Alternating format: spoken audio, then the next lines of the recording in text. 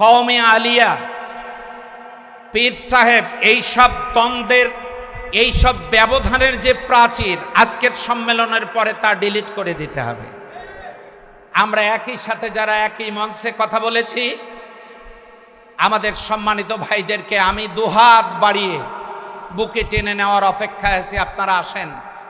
এতদিন আমরা সুযোগ পাইনি, এখন সুযোগ এসেছে। আলহামদুলিল্লাহ, আমরা অল্প কয়েকদিনের মধ্যে পার্লামেন্টে মাজলিসুল মুফাসসিরিনের কথা বলবো ইনশাআল্লাহ। এবারের বক্তৃতার সুযোগ হলেই আমি বলবো। এখন এই মাজলিসুল মুফাসসিরিনের বক্তারা বিশ্বের বিভিন্ন দেশে, সৌদি আরবের দাঈরা বেতন পায় রাষ্ট্রীয়ভাবে। যদি বাংলাদেশ থেকে বক্তাদের জন্য কিছু করা হতো, তাহলে তার বক্তাদেরকে নিয়ে মানুষ অর্থনৈতিকভাবে বিভিন্ন কথা বলতে পারত না। তো সে কারণে বক্তাদেরকে ঐক্যবদ্ধ হতে হবে। কে কওমি, কে আলিয়া, কে পীরের মুরিদ, এগুলো বন্ধ। আপনারা কি আমাকে কথা দিতে পারেন আমরা কারো বিরুদ্ধে কথা বলবো না?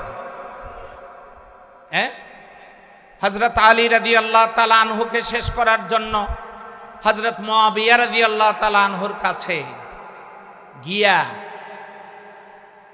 একজন ইহুদি গিয়ে বলতেছে যে আপনার দলে যোগ দিয়ে আলীকে শেষ করতে চাই, আপনাকে আলী সহ্য করতে পারে না। হযরত মুআবিয়া রাদিয়াল্লাহু তাআলা আনহু তিনি তরবারি বের করে বললেন, এই যে আমার ভাই আলীর সঙ্গে আমার কি হয়েছে সেটা বুঝবো আমরা, এ নিয়ে তুমি যদি কোনো কথা বলো আমার তরবারি তোমাকে ছাড় দেবে না। কওমে আলিয়া, পীর সাহেব, এইসব দ্বন্দ্বের, এইসব ব্যবধানের যে প্রাচীর, আজকের সম্মেলনের পরে তা ডিলিট করে দিতে হবে। আমরা একই সাথে যারা একই মঞ্চে কথা বলেছি, আমাদের সম্মানিত ভাইদেরকে আমি দুহাত বাড়িয়ে বুকে টেনে নেওয়ার অপেক্ষায় আছি, আপনারা আসেন। আপনাদেরকে আল্লাহ তাআলাই সম্মানিত করবেন, আপনারা অনেক যোগ্য। আমরা ভেদাভেদ ভুলে এখন একসাথে কাজ করব ইনশাআল্লাহ। চেয়ারম্যান, মেম্বার, মেয়র যেগুলো হবে, এগুলোতে আপনারা যেমন ভূমিকা অতীতে রেখেছেন সংসদ নির্বাচনের জন্য, আমি জানি অনেক মুফাসসির রাত দিন একাকার করে আমাদের জন্য কাজ করেছেন। আমি যে জায়গা থেকে এমপি, খোঁজ নিয়ে দেখেন ওই জায়গায় আপনাদের মতো স্বনামধন্য মোস্ট পপুলার কোনো বক্তা সেখানে নেই। কোনো নামই আপনারা হয়তো তেমন বের করতে পারবেন না। কিছু ভাই ইদানিং কথা বলা শুরু করেছেন, তাহলে সেখানে কোনো বক্তা নেই। এখন যে ময়দানের মানুষ আলেমদেরকে ভোট দিয়ে নেতৃত্ব দেওয়ার জন্য অপেক্ষায়, সেই ময়দানের মানুষের কাছে যেতে হবে, প্রিয়তা অর্জন করতে হবে। বিশ্বাস করেন, 1000 বছর যদি বক্তব্য হয়, এই জমিন থেকে কখনো জুয়া বন্ধ হতো না। গত 4 দিন আগে সংসদে আইন পাশ হয়েছে, জুয়ার বিরুদ্ধে আইন পাশ হয়েছে। কয়েকটা দিন অপেক্ষা করেন, জুয়ার কথা এদেশে কেউ চিন্তাও করতে পারবে না। আপনাদেরকে এবারের ওয়াজ মাহফিলে বক্তব্য রাখতে হবে মাদকের বিরুদ্ধে। প্রয়োজনে উদ্বুদ্ধ করতে হবে গ্রামে গ্রামে যাতে মাদক বিরোধী কমিটি গঠন করে। আপনারা স্বাধীনভাবে ময়দানে বক্তব্য দিবেন, সেক্ষেত্রে তথ্য এবং তত্ত্ব দুটো জিনিস লাগবে। আপনাদের ব্যাপারে কেউ আঙ্গুল উঁচু করলে, চোখ রাঙিয়ে কথা বললে, আপনাদের প্রতিনিধি সংসদে আছেন আপনাদেরকে নিয়ে কথা বলার জন্য, সেখানে কথা বলা হবে, কিন্তু কথা তো বলবো তাদের জন্য যারা তথ্যভিত্তিক কথা বলেছেন, অযৌক্তিক, অপ্রাসঙ্গিক, উইদাউট সনদ এমন কোনো বর্ণনা যদি এসে যায় আর সেটা নিয়ে যদি ট্রোল হয়, তখন তো আর কথা বলতে পারবো না। সেই জন্য আমাদেরকে বক্তৃতা দেওয়ার ক্ষেত্রে মিডিয়ার যথেষ্ট উন্নতি হয়েছে। কথা বলার ক্ষেত্রে এখন অফ পিক আওয়ার, এখন একটু স্টাডি করেন। আপনি যদি 50টা বক্তব্য রেডি করেন, আপনি যদি 25টা বক্তব্য রেডি করেন, আজকে বগুড়ায় কালকে আছে পাবনায়, আপনি একই বক্তব্য দুই জায়গায় দিতে পারবেন, অসুবিধা নাই। কিন্তু আপনি এভাবে 50টা 25টা 20টা 30টা বক্তব্য কোরআন হাদিসের আলোকে তথ্যভিত্তিক এমনভাবে প্রস্তুত করবেন যাতে করে আপনার বক্তব্যের মধ্যে কোনো টু শব্দ করার সাহস কেউ না পায়।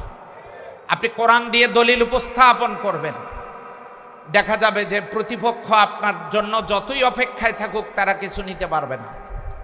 সম্মানিত উপস্থিতি, আমি আপনাদের লম্বা বক্তব্য না শোনায় যেটি বলতে চাই, এতদিন আমরা সুযোগ পাইনি, এখন সুযোগ এসেছে। আলহামদুলিল্লাহ, আমরা অল্প কয়েকদিনের মধ্যে পার্লামেন্টে মাজলিসুল মুফাসসিরিনের কথা বলবো ইনশাআল্লাহ। এবারের বক্তৃতার সুযোগ হলেই আমি বলবো। এখন এই মাজলিসুল মুফাসসিরিনের বক্তারা বিশ্বের বিভিন্ন দেশে, সৌদি আরবের দায়ীরা বেতন পায় রাষ্ট্রীয়ভাবে। যদি বাংলাদেশ থেকে বক্তাদের জন্য কিছু করা হতো তাহলে তার বক্তাদেরকে নিয়ে মানুষ অর্থনৈতিকভাবে বিভিন্ন কথা বলতে পারত না। তো সে কারণে বক্তাদেরকে ঐক্যবদ্ধ হতে হবে। কে কওমি, কে আলিয়া, কে পীরের মুরিদ, এগুলো বন্ধ। আপনারা কি আমাকে কথা দিতে পারেন আমরা কারো বিরুদ্ধে কথা বলবো না? হ্যাঁ, হযরত আলী রাদিয়াল্লাহু তাআলা আনহুকে শেষ করার জন্য হযরত মুআবিয়া রাদিয়াল্লাহু তাআলা আনহুর কাছে গিয়া একজন ইহুদি গিয়ে বলতেছে যে আপনার দলে যোগ দিয়ে আলীকে শেষ করতে চাই, আপনাকে আলী সহ্য করতে পারে না। হযরত মুআবিয়া রাদিয়াল্লাহু তাআলা আনহু তিনি তরবারি বের করে বললেন, এই যে আমার ভাই আলীর সঙ্গে আমার কি হয়েছে সেটা বুঝবো আমরা, এ নিয়ে তুমি যদি কোনো কথা বলো আমার তরবারি তোমাকে ছাড় দেবে না। কওমে আলিয়া, পীর সাহেব, এইসব দ্বন্দ্বের, এইসব ব্যবধানের যে প্রাচীর, আজকের সম্মেলনের পরে তা ডিলিট করে দিতে হবে। আমরা একই সাথে যারা একই মঞ্চে কথা বলেছি, আমাদের সম্মানিত ভাইদেরকে আমি দুহাত বাড়িয়ে বুকে টেনে নেওয়ার অপেক্ষায় আছি। আপনারা আসেন, আপনাদেরকে আল্লাহ তাআলাই সম্মানিত করবেন, আপনারা অনেক যোগ্য। আমরা ভেদাভেদ ভুলে এখন একসাথে কাজ করব ইনশাআল্লাহ। শেষে আমি যে কথাটা বলতে চাই, মাজলিসুল মুফাসসিরিন গঠিত হওয়ার পর মাজলিসুল মুফাসসিরিন যাতে পথ না হারায়, এই কারণে আমাদের শ্রদ্ধেয় ওস্তাদ হযরত মাওলানা আব্দুল হালিম বেগ সাহেবকে দায়িত্ব দেওয়া হয়েছিল শক্ত হাতে এই লাগাম, কন্ট্রোল, ক্যাপাসিটি এগুলো নিয়ন্ত্রণে রাখবার জন্য, লাগাম ধরে রাখবার জন্য। আলহামদুলিল্লাহ, বাংলাদেশ মাজলিসুল মুফাসসিরিন শুধু এখন ওয়াজের মাঠে না, মাজলিসুল মুফাসসিরিনের বেশ কয়েকজন প্রতিনিধি এখন সংসদে, আলহামদুলিল্লাহ। তো এখন আপনারা সকলে মিলে, আমরা সকলে মিলে যে কাজটা করব সেটা হলো, আমাদের শ্রদ্ধেয় ওস্তাদ জনাব হযরত মাওলানা আব্দুল হালিম বেগ সাহেব, তিনি অভিভাবকের মতো, ছাতার মতো আমাদেরকে আগলিয়ে রেখেছেন। কেন্দ্রীয় নির্দেশনা হলো বক্তাদের দ্বারাই বক্তাদের সংগঠন পরিচালিত হবে। সেই কারণে মাজলিসুল মুফাসসিরিনের আবার সেশন অক্টোবরের 20 তারিখেই নতুন সেশনের দিকে সংগঠন যাচ্ছে, মাজলিস যাচ্ছে। এর মাঝেই সারা বাংলাদেশের আমাদের কমিটিগুলো কমপ্লিট করতে হবে। সেজন্য আমরা রাজশাহীতে আমরা 8টা জেলা, কয়টা জেলা, 10টা জেলার সভাপতিদের আমরা নির্বাচিত করব, পরামর্শের ভিত্তিতে সেক্রেটারি করব। তবে নির্বাচনের ক্ষেত্রে আপনারা যখন আপনাদের ব্যালট পেপার পাবেন, আপনি কাকে ভোট দিলেন কাউকে দেখাতে পারবেন না। আমার এই কথা রাখবেন কারা কারা, একটু হাত দেখান। না, স্লোগান দরকার নেই, এখন কাজ দেখতে চাচ্ছি। আপনি লিখবেন, পাশের কেউ দেখবে না, বের হয়ে কাউকে বলাও যাবে না, আজীবন বলা যাবে না আপনি কাকে ভোট দিয়েছিলেন, ঠিক আছে? এখানে নির্বাচন এবং ফলাফলের দায়িত্ব দেওয়া হয়েছে আমাদের শ্রদ্ধেয় স্যার প্রফেসর নিজামুদ্দিন স্যারকে আমরা দায়িত্ব দিয়েছি, সঙ্গে আমাদের আরও সহকারী নির্বাচন পরিচালনা পর্ষদ এখানে আছেন। এখন কথা হচ্ছে, আপনি আপনার জেলায় যাকে যোগ্য মনে করেন শুধু ওই ব্যক্তির নাম, আপনার নামও আপনি লিখতে পারবেন না। আমি কি বোঝাতে পেরেছি? নিজের নাম নিজেকে যোগ্য মনে করে কেউ নিজের নাম লিখবেন না। আপনি আপনার থেকে যাকে যোগ্য মনে করেন তার নামটা আপনারা লিখবেন, লিখে কাউকে দিবেন না, হাতে রাখবেন। আপনাকে ফর্ম দিবেন যিনি, ব্যালট দিবেন যিনি, ভোটও নেবেন তিনি। এইভাবে করে আপনাদের কাছে দেয়া হবে। আপনারা আপনাদের জেলার নামগুলো, মানে আপনাদের জেলা কাকে আপনি সভাপতি হিসেবে যোগ্য মনে করেন তার নামটা আপনি লিখে দেবেন। এরপরে আমরা ফলাফল ঘোষণা করব ইনশাআল্লাহ।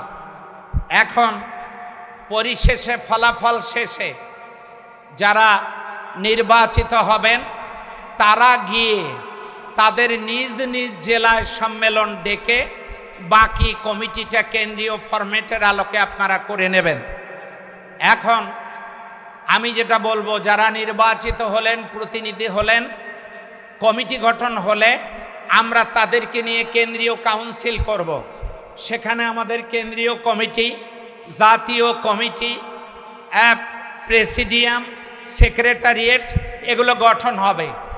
এরপরে সারা বাংলাদেশে মাজলিসুল মুফাসসিরিন দাওয়াতি দ্বীনের ময়দানে ইনশাআল্লাহ বিপুল সম্ভাবনা নিয়ে মাঠে আসবে ইনশাআল্লাহ।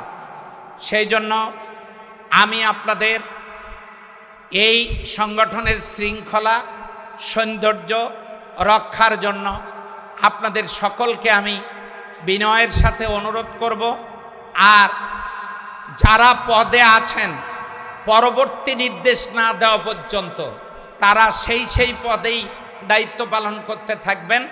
নির্বাচন বা কমিটি নতুন করে হলে নতুন কমিটি দায়িত্ব পালন করবেন। এখন কাকে নির্বাচিত করবেন?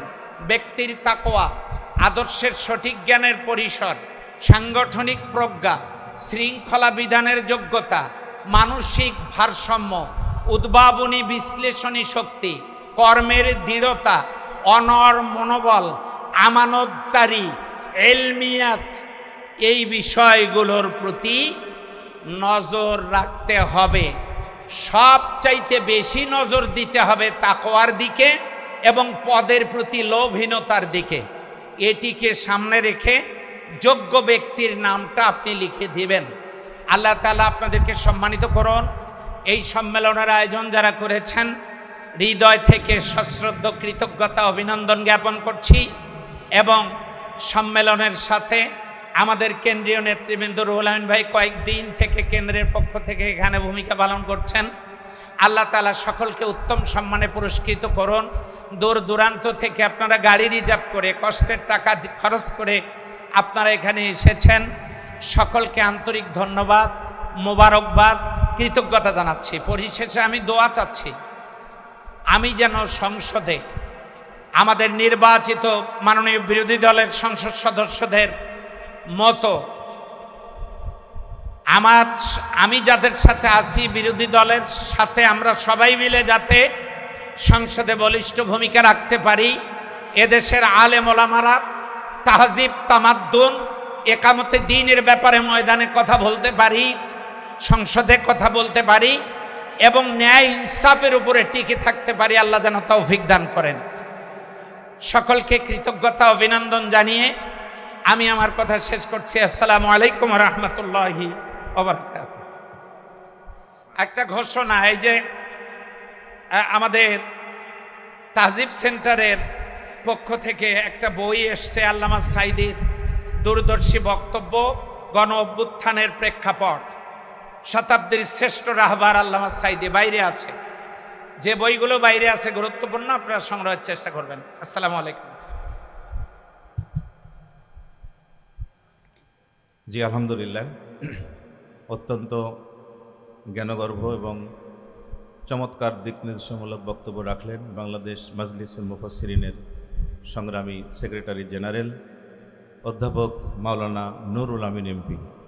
আমরা রাজশাহী বিভাগের পক্ষ থেকে তাকে মোবারকবাদ জানাই, তার জন্য দোয়া করি আল্লাহ পাক তাকে আরও যোগ্যতা বাড়িয়ে দিই, দেশ জাতি এবং ইসলামের খেদমতে বলিষ্ঠ ভূমিকা রাখার জন্য তৌফিক দান করুন। আমরা বলি আল্লাহুম্মা আমিন। সম্মানিত ভাইরা, অনেক দূর থেকে জার্নি করে এসেছেন, এরপরে এসে থেকেই বসে থাকা নিশ্চয় কষ্টের বুঝতে পারছি। তারপর আমাদের টাইট প্রোগ্রাম, এখানে সাধারণ কোনো জনগণ নেই।